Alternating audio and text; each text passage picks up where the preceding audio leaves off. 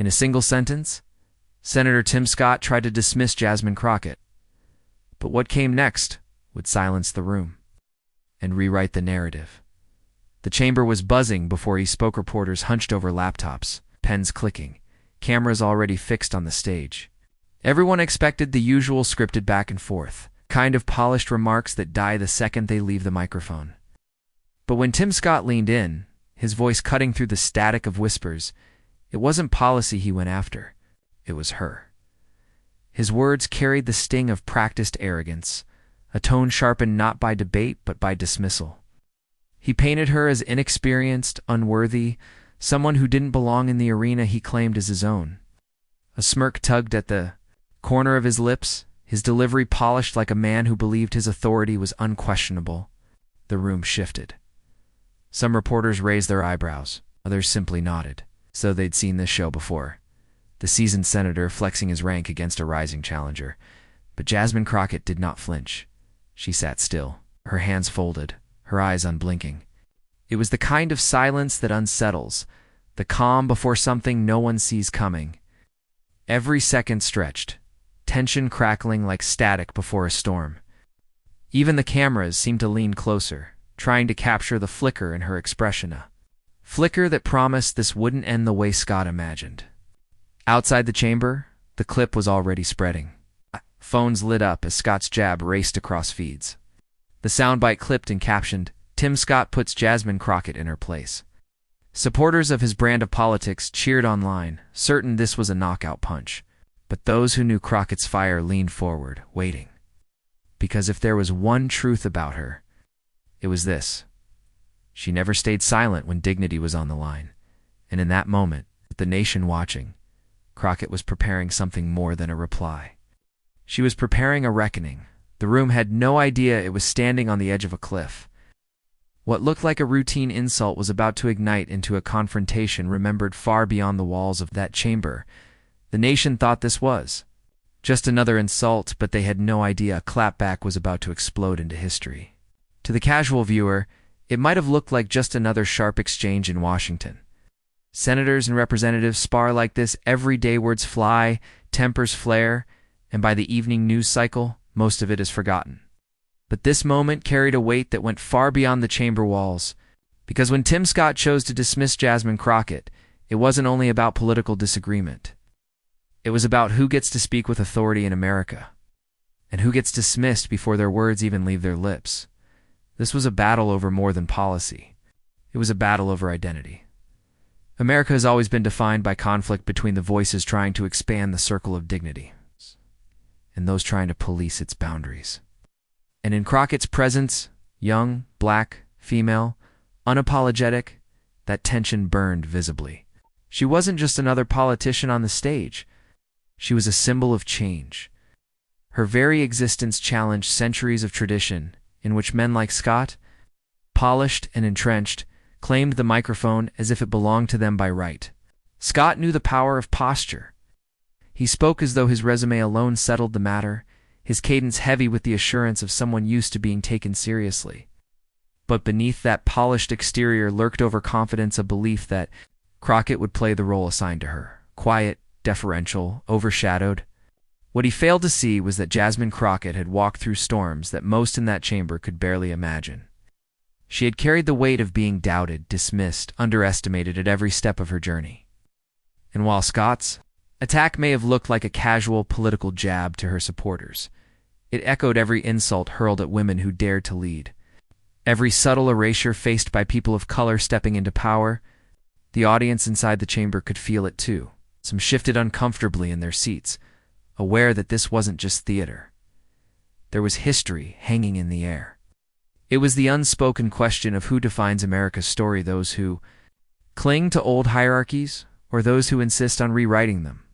And Crockett's silence, her refusal to bite immediately, only raised the stakes. She gave Scott the stage he thought he owned, let him bask in the sound of his own voice. But in reality, she was measuring her strike. It wasn't hesitation. It was strategy. Outside, on social media, the clip was already polarizing. For some, it was validation that the old guard still held sway. Others, it It was infuriating proof that even in 2025, women like Crockett still had to fight for the basic respect granted freely to their male counterparts. The tension wasn't just in that room. It was rippling across the country.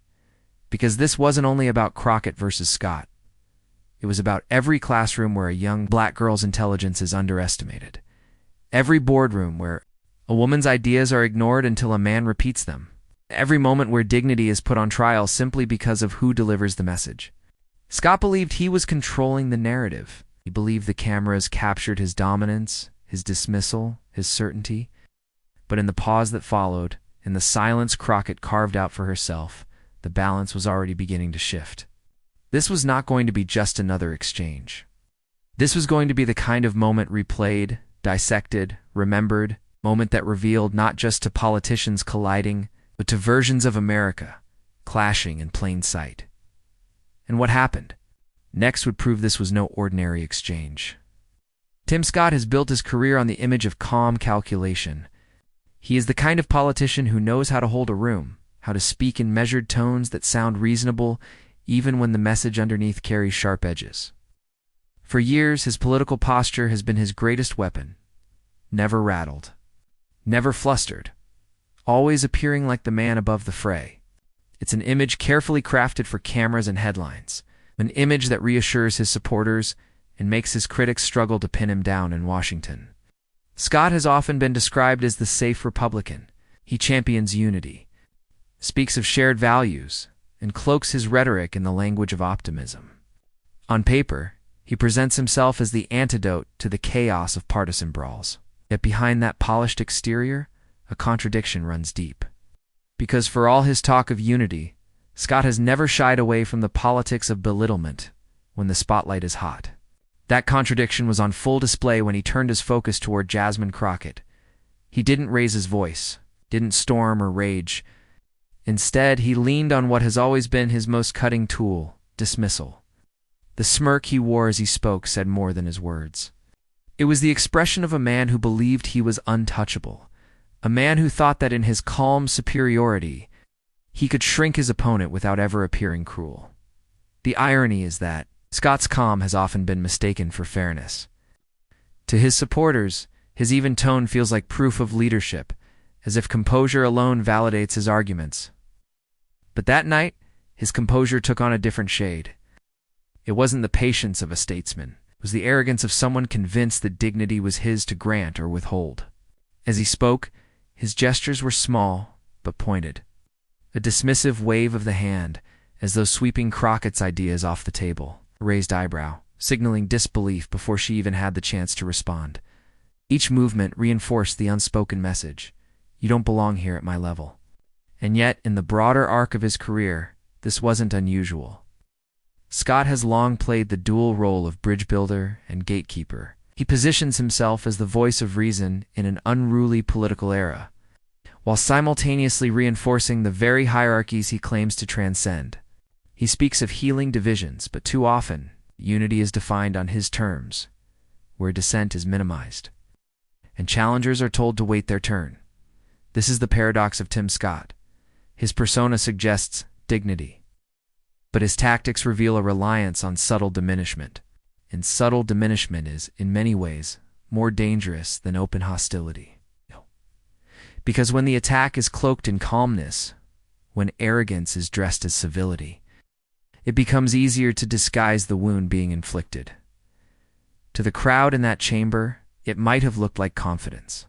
But confidence has a fine line with condescension, and Scott had crossed it. His words, measured as they were, carried the weight of dismissal that echoed louder than any insult shouted in anger. What he did not realize was how much the moment was being magnified. The smirk, the wave, the combut-cutting tone, all of it was being clipped, shared, replayed in slow motion online.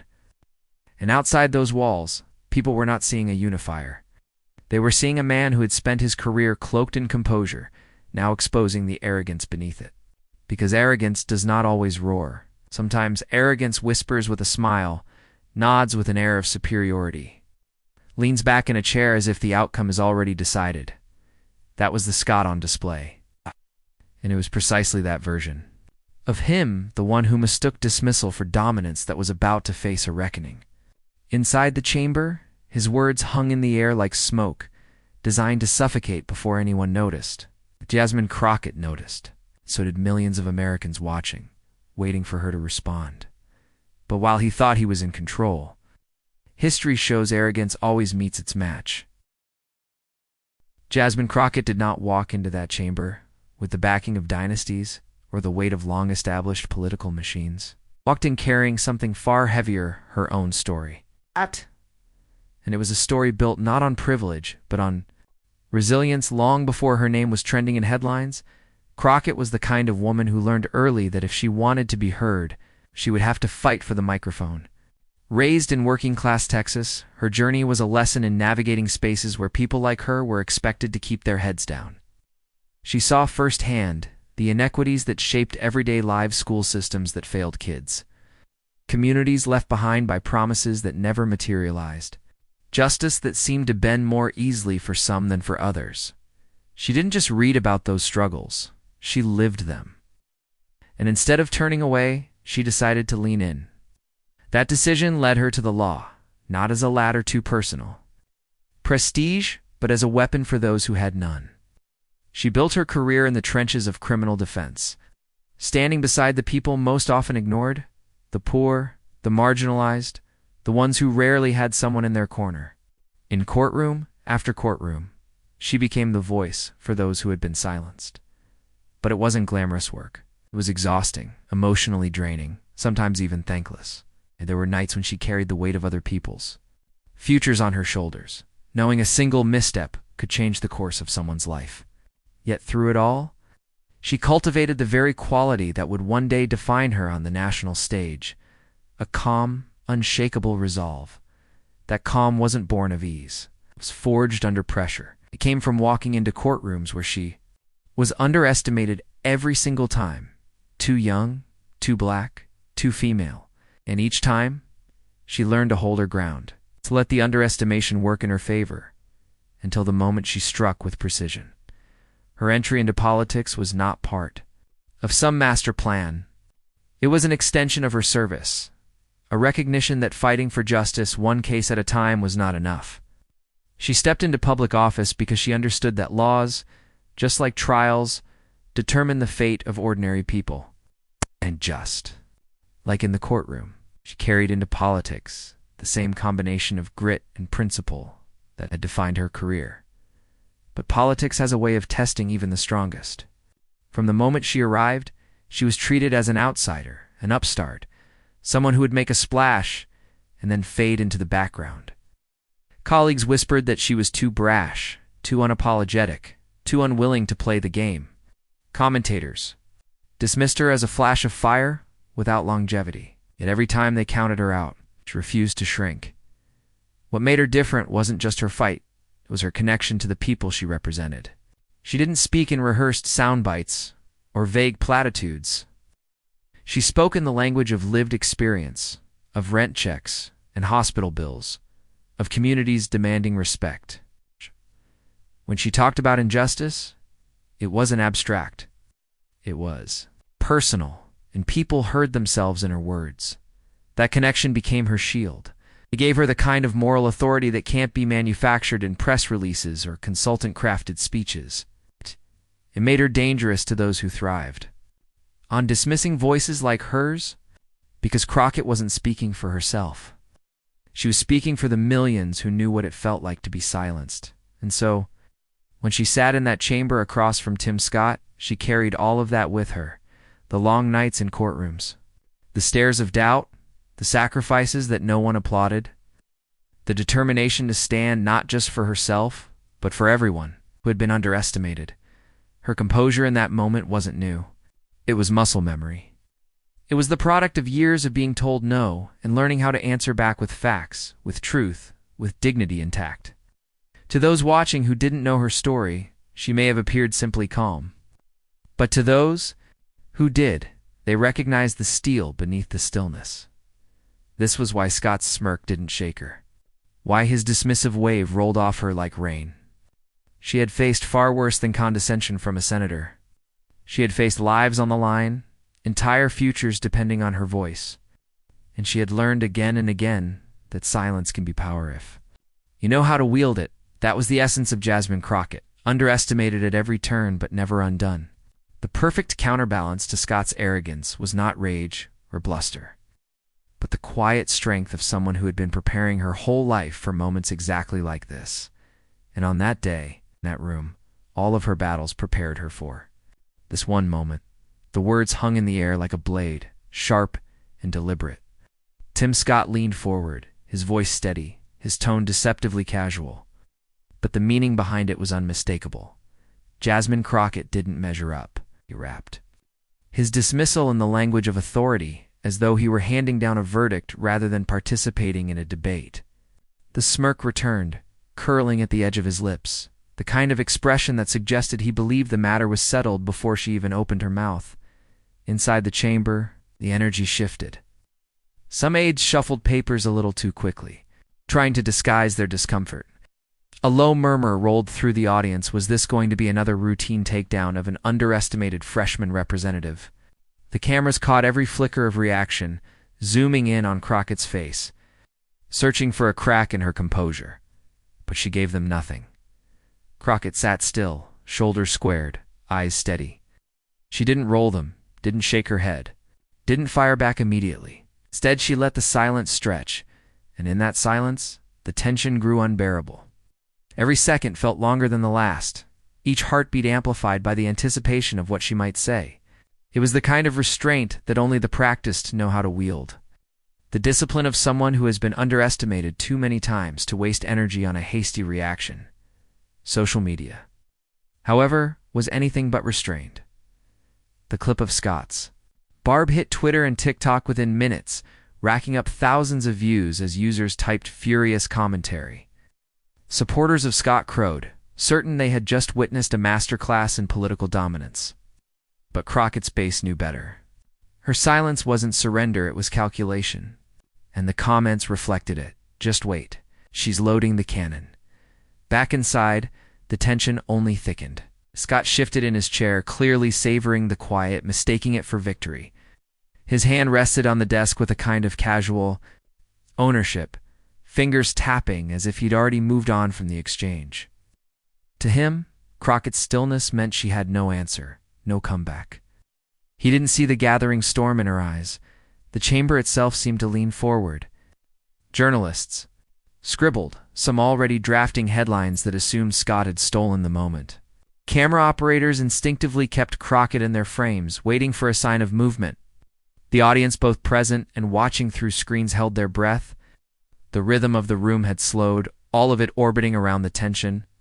Between an attack delivered and a response withheld, asterisk, that restraint became its own form of power. By refusing to react immediately, Crockett flipped the dynamic. What was supposed to be Scott's triumphant put-down became a test of endurance. Who would break the silence first? Who would lose composure?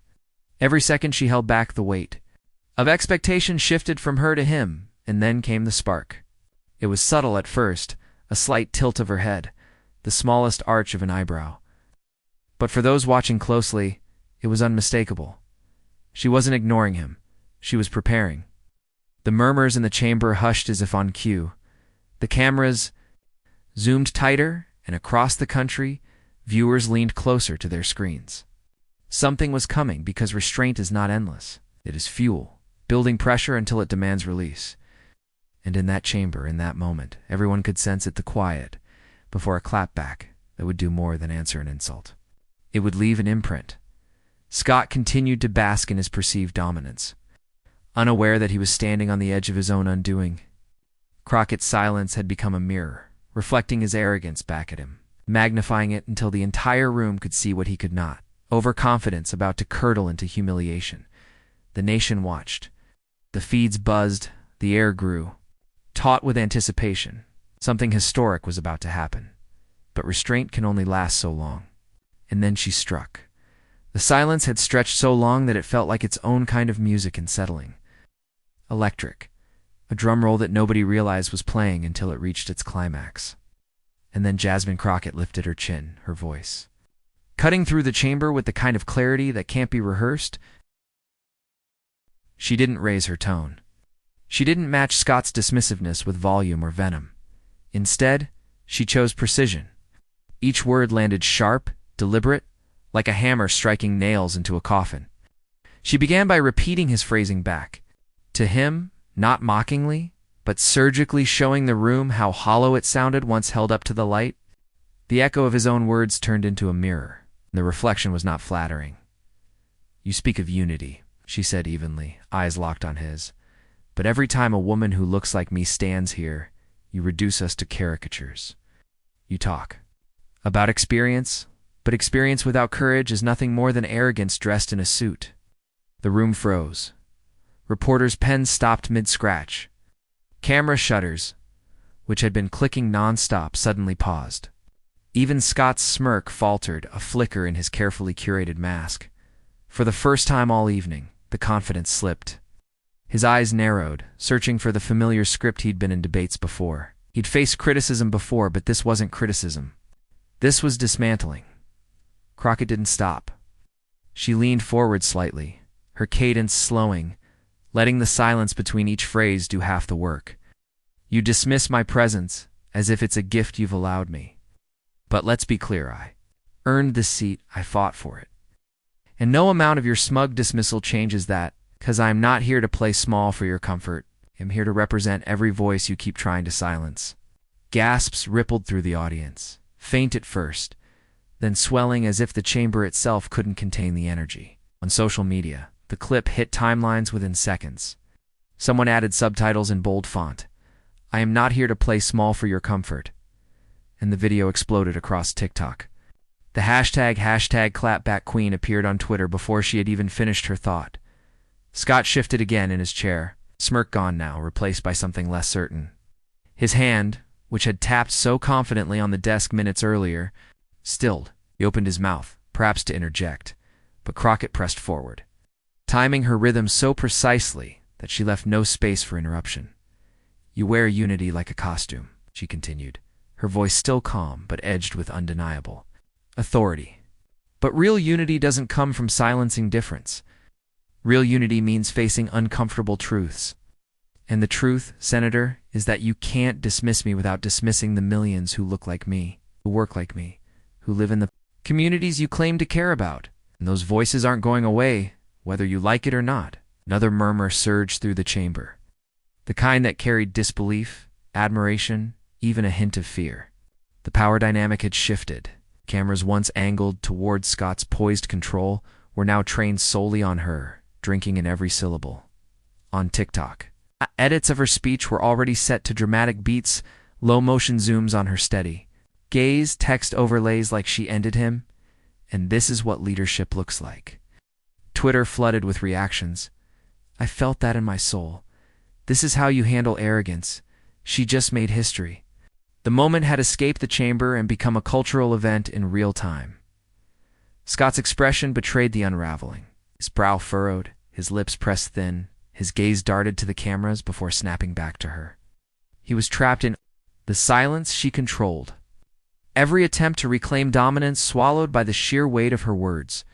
Crockett delivered the final blow without raising her voice, without theatrics. Just truth, plain and undeniable. "So you can keep smirking, Senator. But understand this. The days when voices like mine could be dismissed with a wave of the hand are over. You are looking at the future, and the future doesn't wait for your permission."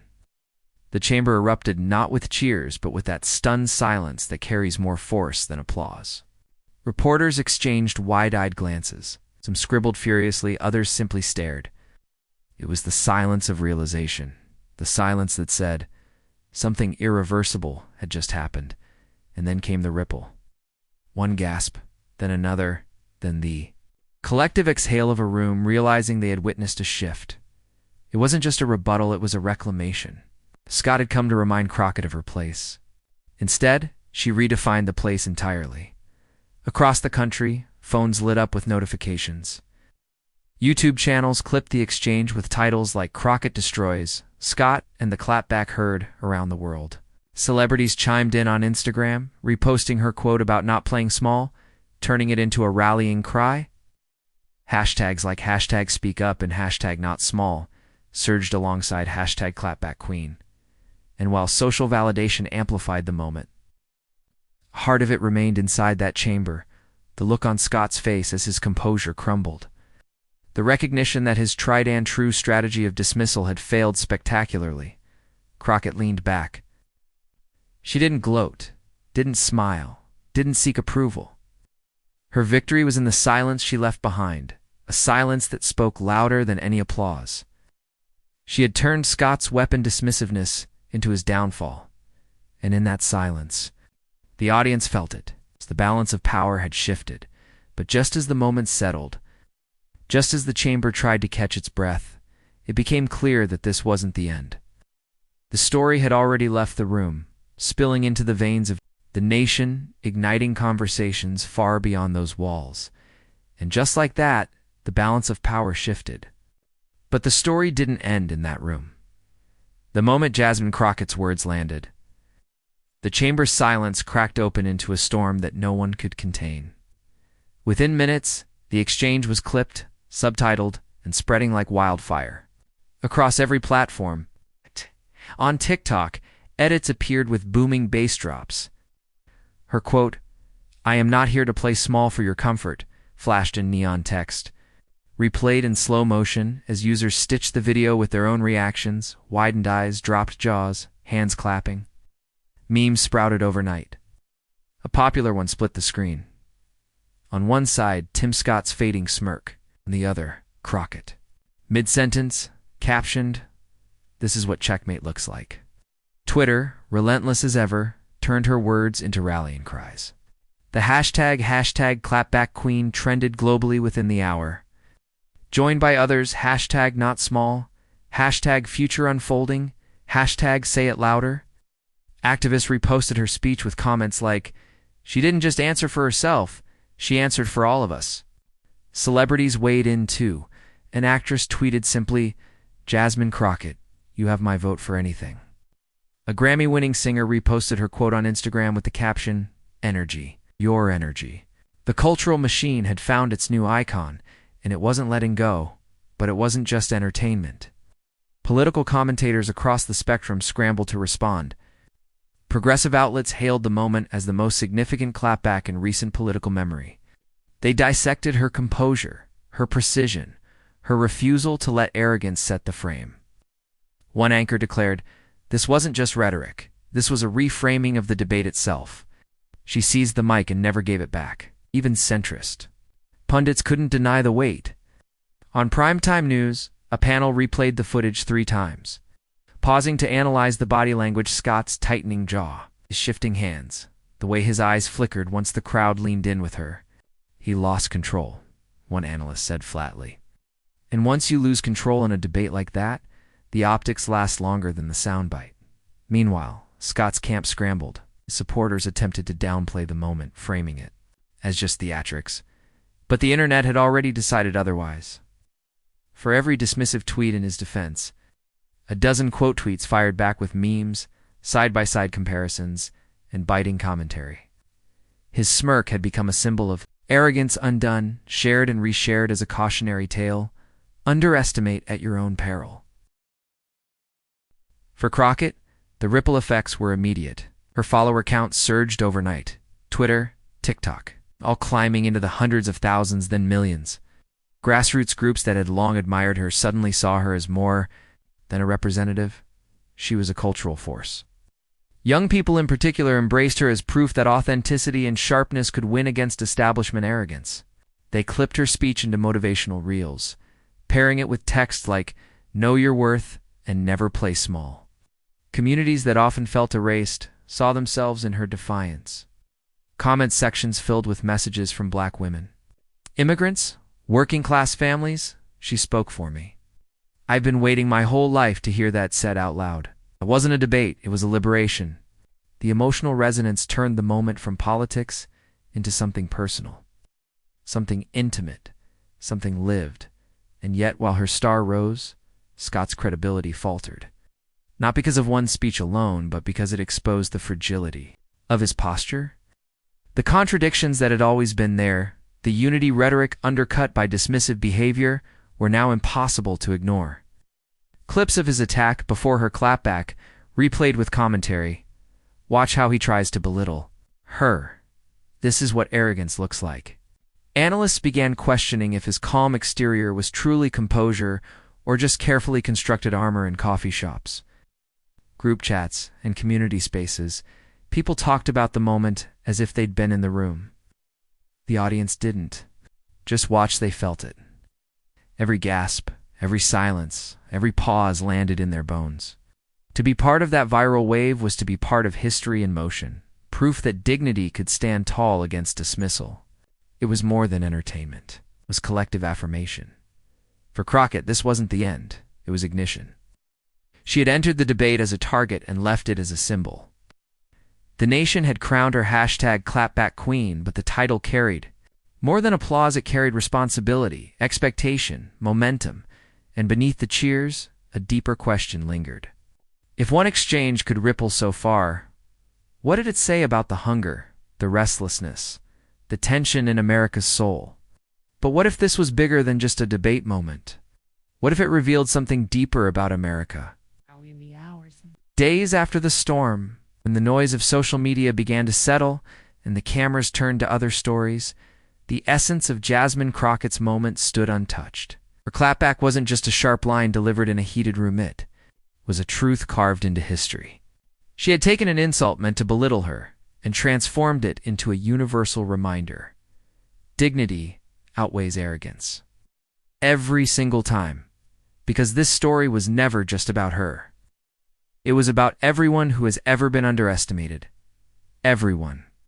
Who has ever walked into a room knowing the odds were tilted, the respect uneven, the air thick with assumptions. Crockett didn't just defend herself. She reframed the battlefield. She reminded Americans, the world, that power does not always belong to the loudest voice or the highest title. Sometimes it belongs to the one who refuses to shrink. Her words carried a resonance beyond politics. They spoke to the immigrant who was told to stay quiet, to the young woman passed over in the workplace, to the student silenced in class, to every community fighting to be seen. Your voice matters. Your truth matters even in the face of power. That was the heart of it. And because she said it in that room, at that moment, millions felt it echo in their own lives. Scott had entered the debate with polished calm, prepared to dominate with posture and dismissiveness. But Crockett's response was not just a rebuttal, it was a lesson. Arrogance may wear the mask of confidence, but it falters when confronted with authenticity. Smirk dissolved, her composure endured, and through that contrast, the moral crystallized. Dignity is the force arrogance cannot withstand. As commentators replayed the moment, as hashtags continued to trend, one image lingered longer than the sound bites. It was Crockett walking out.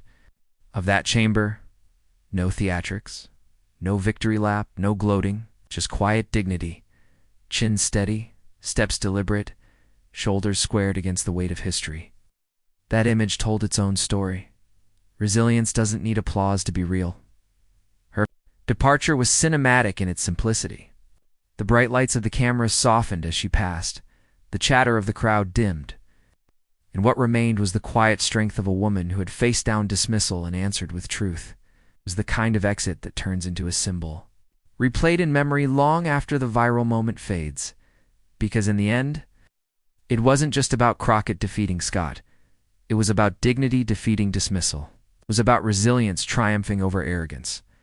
It was about the timeless truth that justice always finds its voice, even if it has to rise through the cracks of condescension and power. And so, as the echoes of her words faded, one truth remained: justice always finds its voice. Tim Scott walked into that chamber believing his words would cut deep, believing his rank and polish would silence a rising voice. But it was Jasmine Crockett who rewrote the script. His smirk dissolved, his certainty cracked, and for one unforgettable moment, the balance of power shifted. What began as an insult ended as a clapback immortalized a turning point that showed the nation what happens when dignity refuses to bow. This wasn't just politics. It was a mirror held up to America, a reminder of whose voices had been pushed aside and how quickly that silence can turn into strength. Crockett's reply will be remembered not for its sharpness alone, but for the courage behind it. She didn't just answer Tim Scott, she answered every attempt to erase, diminish, or belittle. And in doing so, she spoke for all of us. The story is simple but powerful. Arrogance falters, dignity endures. That truth belongs to anyone who has ever been underestimated, anyone who has ever been told to stay quiet, anyone who has ever been dismissed. And today, that truth is ours to carry forward. If you believe dignity will always triumph over hate, share this story. Let it travel beyond this moment, beyond this channel, into every corner where silence has been mistaken for weakness. Subscribe and stand with us, because silence is no longer an option. The debate may have ended in that room, but the movement it symbolizes is only beginning. And every time we amplify these voices, every time we refuse to look away, we remind the world of a simple promise: justice will always find its voice.